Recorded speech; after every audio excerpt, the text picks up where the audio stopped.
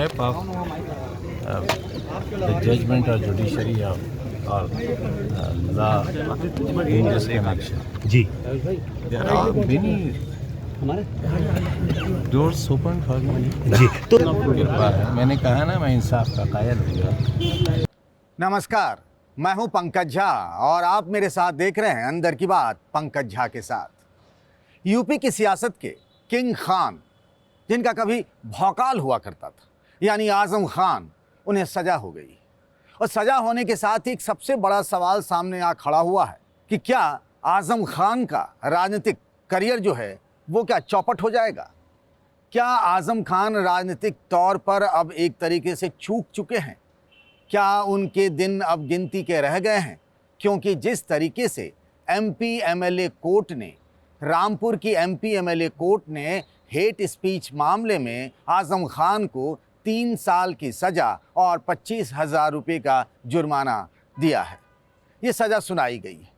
सबसे बड़ी बात यही हो गई है कोर्ट के इस फैसले के साथ ही, और वो नियम ये है कि अगर 2 साल से अधिक किसी को सज़ा हो जाती है और वो सांसद और विधायक है तो उसकी सांसदी और विधायकी खत्म हो सकती है।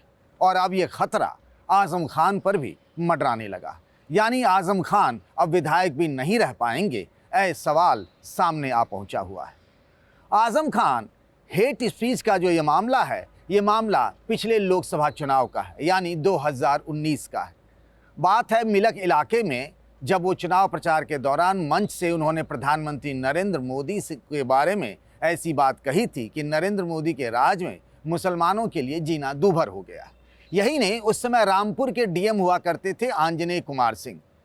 आंजनेय कुमार सिंह आईएएस अधिकारी हैं सिक्किम काडर के, डेपुटेशन पर इन दिनों यूपी में तैनात हैं। अभी वो मुरादाबाद के कमिश्नर हैं। जब चुनाव हो रहा था तब वो रामपुर के डीएम थे और आजम खान जो है वो बीएसपी और समाजवादी पार्टी के संयुक्त उम्मीदवार थे। आप जानते हैं कि 2019 के लोकसभा चुनाव में समाजवादी पार्टी और बीएसपी में गठबंधन हुआ था। आजम खान ये चुनाव तो जीत गए, लेकिन उस वक्त जो उन्होंने मंच पर भाषण दिया, आज उसकी सज़ा सुना दी गई।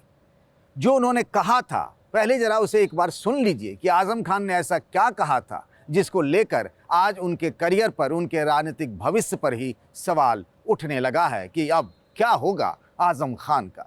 हुआ यूँ था कि आप जानते हैं कि जब चुनाव की तारीखों का ऐलान हो जाता है तो चुनाव आयोग जो है वो बड़े बड़े नेताओं, स्टार प्रचारकों और उम्मीदवारों के भाषण की वीडियो रिकॉर्डिंग करवाता है। उस वक्त भी वीडियो मॉनिटरिंग टीम जो थी उसने आजम खान के इस भाषण को रिकॉर्ड किया, और जब उसे लगा कि ये हेट स्पीच का मामला है तो मिलक थाने में मुकदमा दर्ज कराई गई। उस एफआईआर की कॉपी मेरे पास है। उसमें सिलसिलेवार तरीके से बताया गया है कि आजम खान ने क्या क्या कहा था, और जो उनके भाषण का टेप था वो भी पुलिस थाने में जमा किया गया था। उसकी जांच हुई और उसके बाद मुकदमा चला और उसके बाद में आजम खान को सज़ा हो गई है। आजम खान को सज़ा जो हुई है, अब इसमें आगे क्या हो सकता है, इसके लीगल एस्पेक्ट को यानी कानूनी पहलू को देखें तो अभी एमपी एमएलए कोर्ट ने सज़ा सुनाई है, उन्हें जमानत मिल जाएगी। फिर आजम खान इस फैसले के खिलाफ जा सकते हैं डिस्ट्रिक्ट कोर्ट में, सेशन कोर्ट में, उसके बाद वो हाई कोर्ट जा सकते हैं और सुप्रीम कोर्ट भी जा सकते हैं। लेकिन मामला यहाँ फंसता हुआ दिख रहा है। कानून के जिन जानकारों से हमने बातचीत की है उनका ये मानना और कहना है कि आजम खान को आगे किसी अदालत से राहत मिल जाए, इसकी संभावना कम लग रही है। उसके पीछे उनका तर्क ये है कि हाल के दिनों में आप सबने गौर किया होगा कि हेट स्पीच को लेकर सुप्रीम कोर्ट ने बहुत कड़ी टिप्पणी की थी। उसमें कई सारे एग्जाम्पल दिए गए थे कि हेट स्पीच कोई दे लेता है और उससे भावनाएं भड़कती हैं, उससे माहौल ख़राब होता है, लेकिन उनके खिलाफ कार्रवाई नहीं होती है। कई बार तो पुलिस मुकदमा तक दर्ज नहीं करती है और वो इस बात से अनजान बनी रहती है। लेकिन अब इस मामले में कहीं भी कोताही नहीं बरती जाएगी। हेट स्पीच के मामले में ये पहले इतने बड़े नेता के खिलाफ इतनी बड़ी कार्रवाई हुई है कि आजम खान को 3 साल की सज़ा सुनाई गई है। और इसीलिए अब ये सवाल उठ रहा है कि उनकी विधायकी जा सकती है। उनकी विधायकी जाएगी तो फिर क्या होगा? फिर से चुनाव होंगे, जिसको बाय इलेक्शन कहते हैं, उपचुनाव होगा। उस उपचुनाव में आजम खान खड़े होंगे या नहीं होंगे, वो सब बात भविष्य के है। भविष्य के कोख में, उसके गर्त में क्या है हम कुछ नहीं कह सकते हैं। लेकिन ये बात तो तय है कि जब से यूपी में बीजेपी की सरकार आई है, आजम खान के बुरे दिन शुरू हो गए।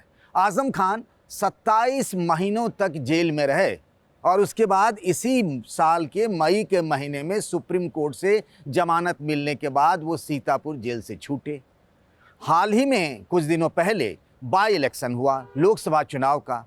रामपुर जैसे सीट जहां से आजम खान 2019 में लोकसभा चुनाव जीते थे, वो सीट भी आजम खान के लिए प्रतिष्ठा की सीट थी, लेकिन वो सीट आजम खान अपने लिए बचा नहीं पाए। बीजेपी ये सीट जीत गई। आपको याद होगा 2 जगहों पे चुनाव हुए थे, उपचुनाव हुए थे, आजमगढ़ में भी और रामपुर में भी।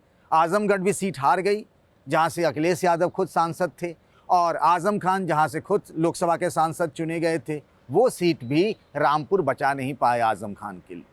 तो उस उपचुनाव में क्या होगा नहीं होगा आप कह नहीं सकते। एक दौर था जब आजम खान की यूपी की राजनीति में तूती बोलती थी। मुलायम सिंह यादव के बाद वो समाजवादी पार्टी के सबसे ताकतवर नेता बने जाते थे। समाजवादी पार्टी के वो संस्थापक सदस्य थे। जब अखिलेश यादव 2012 में यूपी के मुख्यमंत्री बने, तब भी अखिलेश यादव को मैंने देखा है कि कैबिनेट की मीटिंग में आजम खान का इंतज़ार करते हुए।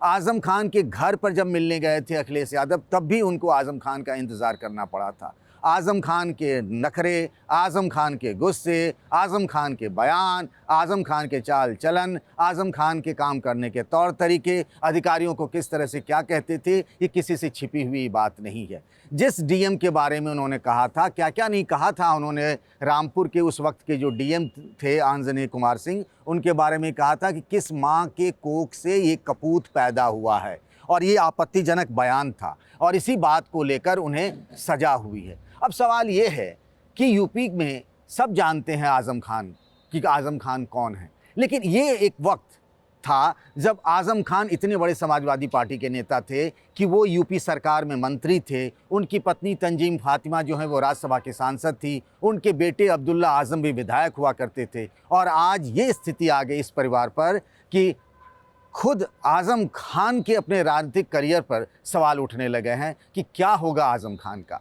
अब आजम खान कितने बड़े नेता हैं, इसके बारे में भी थोड़ा जान लेते हैं। हालांकि वो पहला चुनाव हार गए थे, ये बात 1977 की है। जब वो विधायकी का पहला चुनाव लड़े थे, तब वो 1977 में चुनाव हार गए थे, और तब वो जनता पार्टी से चुनाव लड़े थे। 1980 में जनता दल सेकुलर से चुनाव लड़े और पहली बार विधायक बने थे वो। और उसके बाद आजम खान 10वीं बार इस बार विधायक बने हैं। आजम खान राज्यसभा के सांसद रहे, लोकसभा के सांसद रहे, मुलायम सिंह की सरकार में मंत्री रहे, अखिलेश यादव की सरकार में मंत्री रहे। उनके एक से एक विवादित बयान हैं। मुसलमानों को लेकर उनकी तरफदारी करते हुए जिस तरीके की वो बातें कहते रहे हैं, उसको लेकर लगातार वो विवादों में रहे। ऐसा भी माना जाता है, समाजवादी पार्टी के नेताओं के एक तबके का ये मानना था कि उनके भड़काऊ बयानों से और भाषणों से समाजवादी पार्टी को भी नुकसान हो जाता था। होता ये था कि उनके बयान से पोलराइज हो जाता था मामला, हिंदू बनाम मुसलमान हो जाया करता था। और बीजेपी जब से एक मजबूत ताकत बनकर उभरी है यूपी में, तो उसका नुकसान ये हो जाता था कि हिंदू नाराज हो जाते थे। इसीलिए धीरे धीरे ये भी कहा जाता रहा कि अखिलेश यादव ने उनसे दूरी बना ली है। लेकिन हाल में जब अभी एमएलसी के चुनाव हुए, तो आजम खान के कहने पर ही टिकट दिया गया उनके एक समर्थक को। तो आजम खान का अभी भी समाजवादी पार्टी में वही रुतबा था जो मुलायम सिंह यादव के ज़माने में हुआ करता था। आजम खान समाजवादी पार्टी से 6 साल के लिए निकाले भी गए थे। ये बात 2009 की है, जब मुलायम सिंह यादव ने अपने सबसे धुर विरोधी यूपी के पूर्व मुख्यमंत्री कल्याण सिंह, जो अब नहीं रहे, उनके साथ उन्होंने गठबंधन कर लिया था, कल्याण सिंह के साथ दोस्ती कर ली थी।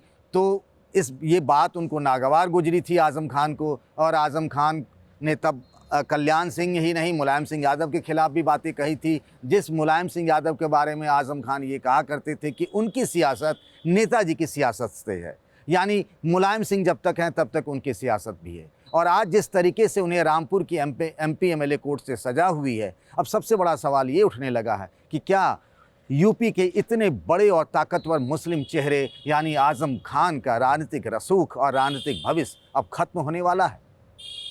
आज के लिए बस इतना ही। नमस्कार।